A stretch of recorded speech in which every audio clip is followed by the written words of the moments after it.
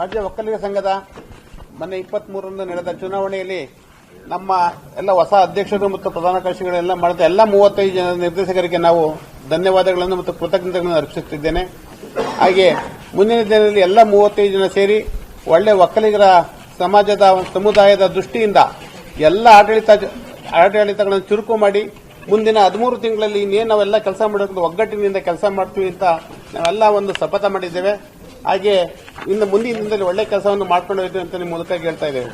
ಹಾಗೆ ಕಾಂಗ್ರೆಸ್ ಪಕ್ಷದ ಸೇವೆ, ಹಿರಿತನ, ಸಂಘಟನಾ ಚತುರತೆ, ಸೇವಾ ಮನೋಭಾವ, ಪಕ್ಷ ನಿಷ್ಠೆಗೆ ಸಮರ್ಪಣಾ ಭಾವವನ್ನು ಮಾಡಿಕೊಂಡಂತ ನಮ್ಮ ಕಾಂಗ್ರೆಸ್ ಶಾಸಕದ ಡಿಸಿಎಂ ಶಿವಕುಮಾರ್ ಅವರಿಗೆ ಮುಂದಿನ ಮುಖ್ಯಮಂತ್ರಿಯನ್ನು ಮಾಡಬೇಕು ಅಂತ ಕಾಂಗ್ರೆಸ್ ಪಕ್ಷದ ಅಧಿನಾಯಕಿ ಸೋನಿಯಾ ಗಾಂಧಿಯವರು ಮತ್ತು ರಾಹುಲ್ ಗಾಂಧಿಯವರು, ವಿರೋಧ ಪಕ್ಷ ನಾಯಕರಾದ ರಾಹುಲ್ ಗಾಂಧಿಯವರು ಮತ್ತು ಎಐಸಿಸಿ ಅಧ್ಯಕ್ಷರಾದ ಮಲ್ಲಿಕಾರ್ಜುನ ಖರ್ಗೆ ಅವರು ಮತ್ತು ರಾಹುಲ್ ಗಾಂಧಿಯವರು ಎಲ್ಲರಿಗೂ ಸಹ ಕೇಳ್ಕೊಳ್ಳೋದಿಷ್ಟೇ, ಅವ್ರು ಏನ್ ಕೆಲಸ ಮಾಡಿದರೆ, ಅವ್ರು ಎಂತ ಇಡಿ ಆಗಲಿ ಎಲ್ಲದಕ್ಕೂ ಏನೇ ಬಂದರೂ ಪಕ್ಷದ ನಿಷ್ಠೆಯಾಗಿ ಕೆಲಸ ಮಾಡಿದ್ದಾರೆ. ಅವರು ರಾಜ್ಯಸಭೆಗಳಾಗಲಿ, ಬೇರೆ ರಾಜ್ಯಗಳಲ್ಲಿ ಚುನಾವಣೆ ಆಗಲಿ ಮತ್ತು ಉಪಚುನಾವಣೆಗಳಾಗಲಿ ಎಲ್ಲ ಒಗ್ಗಟ್ಟಿನಿಂದ ಸಹ ಕೆಲಸ ಮಾಡಿದ್ದಾರೆ. ಆದ್ರಿಂದ ಅವರಿಗೆ ನಿಮ್ಮ ಮುಂದಿನ ದಿನದಲ್ಲಿ ಕಾಂಗ್ರೆಸ್ ಪಕ್ಷ ರಾಜ್ಯದಲ್ಲಿ ಇರಬೇಕು ಅಂತಂದ್ರೆ ಅವರಿಗೆ ದಯವಿಟ್ಟು ನೀವೇನು ತೀರ್ಮಾನ ಆಗಿತ್ತೋ ಆ ತೀರ್ಮಾನದಂತೆ ಅವರಿಗೆ ಒಂದು ಮುಖ್ಯಮಂತ್ರಿ ಸ್ಥಾನವನ್ನು ನಮ್ಮ ಸಮುದಾಯದ ಡಿ ಕೆ ಶಿವಕುಮಾರ್ ಕೊಡಲೇಬೇಕು ಅಂತ ನಾನು ಒತ್ತಾಯಪೂರ್ವಕವಾಗಿ ಕೇಳ್ಕೊಂತಿದ್ವಿ.